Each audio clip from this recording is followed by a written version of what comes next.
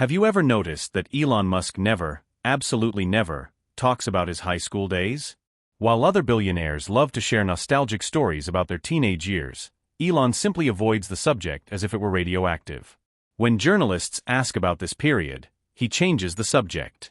When biographers try to investigate, he becomes evasive. And when someone mentions the name of the school where he studied, Pretoria Boys High School, something in his eyes completely shuts down. For decades, this has been one of the most mysterious parts of Elon Musk's life.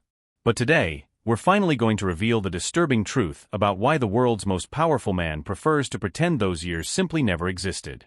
And I guarantee you, after hearing this story, you'll understand why some traumas are so deep that not even billions of dollars can erase them from memory. Subscribe to the channel now, because what you're about to discover about Elon Musk's lost years will completely change how you see this extraordinary man. To understand the horror of Elon's high school years, we first need to understand where he was coming from. After the traumatic incident in elementary school where he was hospitalized from extreme bullying, Elon had developed a survival strategy, becoming invisible. He had learned to avoid crowds, stay quiet in corners, and never, ever draw attention to himself. This strategy had worked during his final elementary school years. Elon had managed a period of relative peace where he could focus on his studies and personal projects.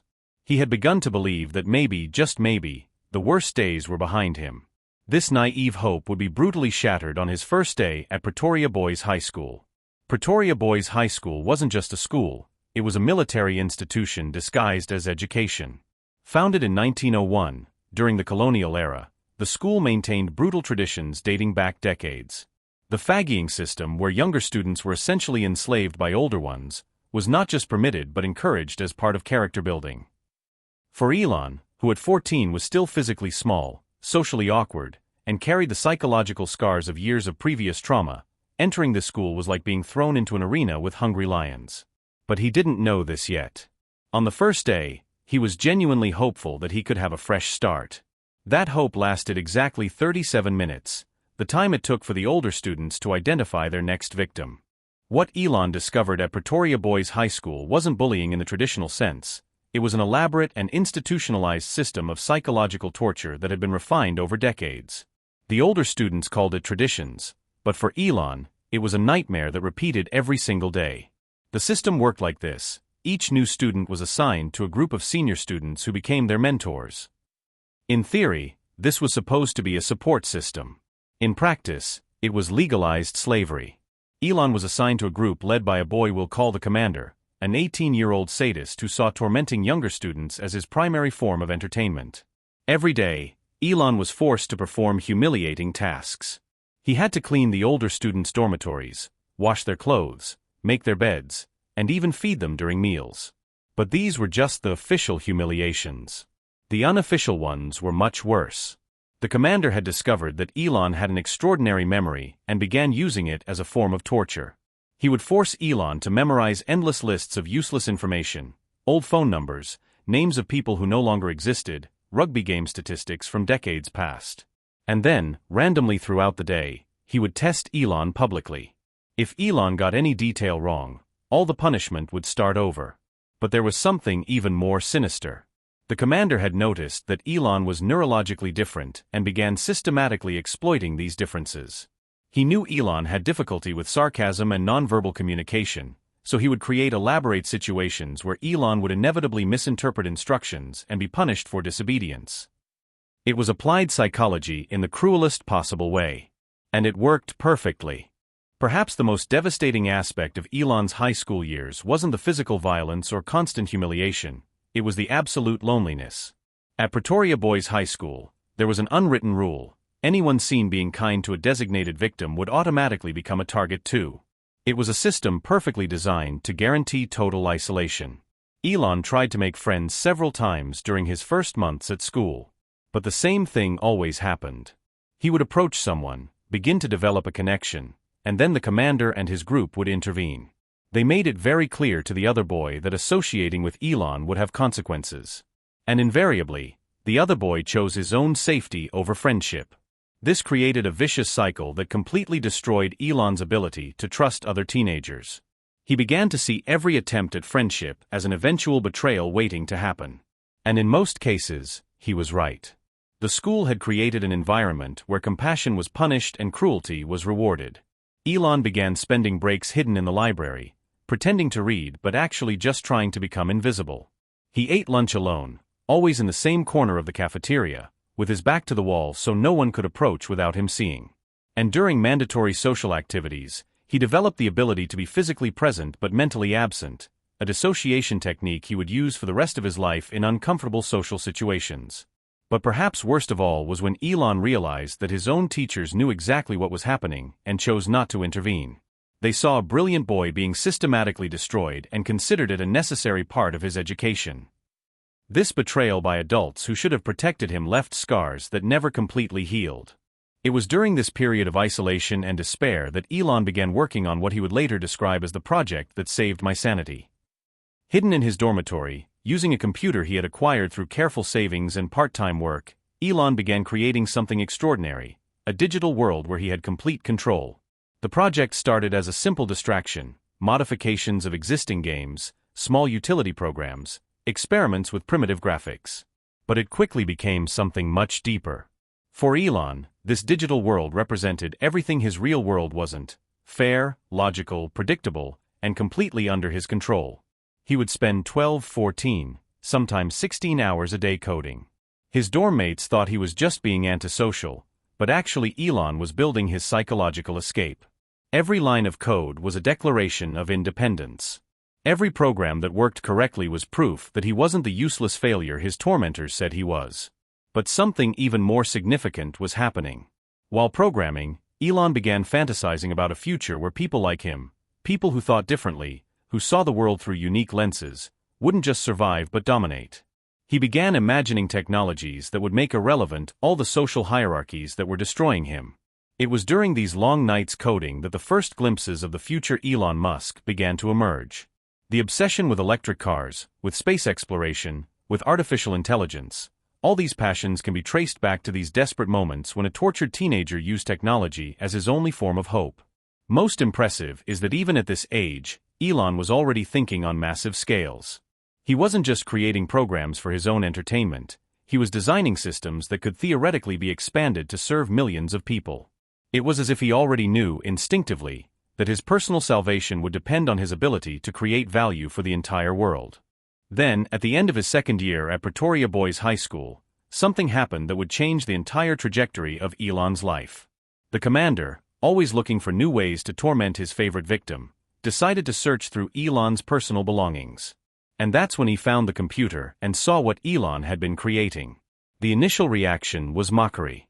The commander called his friends to laugh at the pathetic nerd who spent entire nights playing with computers. But as they explored Elon's work more deeply, something changed. They began to realize they weren't looking at a childish hobby, they were seeing something that was far beyond their own capacity for understanding. One of the programs Elon had created was a statistical analysis system for sports games. Another was a primitive economic simulator that could predict market trends with frightening accuracy. And there were dozens of other projects, each demonstrating a level of technical sophistication that impressed even the math teachers. It was at this moment that the power dynamic at school began to subtly shift. The commander and his followers realized they were dealing with something they didn't understand, and more importantly, with someone who possessed skills they could never develop. For bullies accustomed to dominating through physical force and social intimidation, discovering that their victim had powers they couldn't even comprehend was deeply disturbing. Their response was characteristic. When they couldn't diminish Elon's achievements, they tried to destroy them. They deleted files, damaged equipment, and did everything they could to sabotage his work. But it was too late. Elon had proven to himself, and inadvertently to his tormentors, that he possessed something that brute force could never touch: genuine brilliance. It was after this discovery that Elon developed the strategy that would carry him through his final school years and eventually out of South Africa forever. He realized he couldn't beat his tormentors on their own terms. He was physically smaller, socially less connected, and numerically inferior. But he could make himself so valuable that even they would need him. Elon began using his technical skills as currency. He created programs that helped other students with math and science assignments. He hacked school systems to get information others wanted. And gradually, he built a network of people who tolerated him not because they liked him, but because they needed him. This wasn't friendship, it was pure politics. Elon had learned one of the most important lessons of his life. In a hostile world, you survive not by being loved, but by being indispensable. This insight would become fundamental to all his future business success. But there was an enormous psychological cost. To maintain this precarious position, Elon had to completely suppress his authentic personality. He became a calculating machine, always evaluating every interaction in terms of costs and benefits. The spontaneity, natural curiosity, simple joy that normal children experience, all of this was sacrificed on the altar of survival. His classmates would later describe him as strange, distant, and like he was always calculating something. They didn't understand that this apparent coldness wasn't arrogance, it was armor. Elon had learned that showing vulnerability or genuine emotion was an invitation to be attacked. During this period, Elon also began systematically planning his escape from South Africa. He researched universities in other countries, studied visa requirements, and even began learning about cultures where people like him might not just survive but thrive. Every day at school became part of a countdown to his final liberation. There are specific aspects of Elon's high school years that he has never discussed publicly, not even with his closest biographers. But through interviews with former classmates, school staff, and medical records that have leaked over the years, we can reconstruct some of these lost experiences. The first secret is about his mental health during this period. Elon developed severe insomnia that lasted for years, a pattern that persists to this day. He also began having panic attacks, especially in crowds or unpredictable social situations. Doctors at the time diagnosed this as academic stress, but in reality these were clear symptoms of untreated complex trauma. The second secret involves his family. Elon tried several times to tell his mother about what was happening at school, but she was dealing with her own traumatic divorce and simply didn't have the emotional resources to process her son's pain. This created a sense of abandonment that added to the isolation he already felt at school. The third secret is perhaps the most revealing. During his final year, Elon attempted suicide. He has never spoken about this publicly, but medical records show he was found unconscious in his dormitory after ingesting an overdose of medication. Officially, it was treated as an accident, but those close to him knew the truth. For a young man who had survived so much, reaching the point where death seemed preferable to life reveals the absolute depth of his despair. It was after this incident that something fundamental changed in Elon. He realized that if he was going to die, it wouldn't be as a victim. If his life was going to end, it would be on his own terms, pursuing something grand. This decision, choosing greatness over safety, risk over survival, became the defining principle of his entire adult life.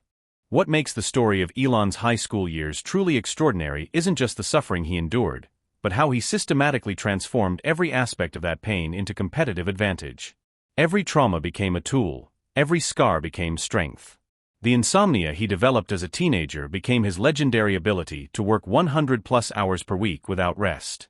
The social isolation that destroyed him emotionally became his capacity to make difficult decisions without being influenced by the need for social approval.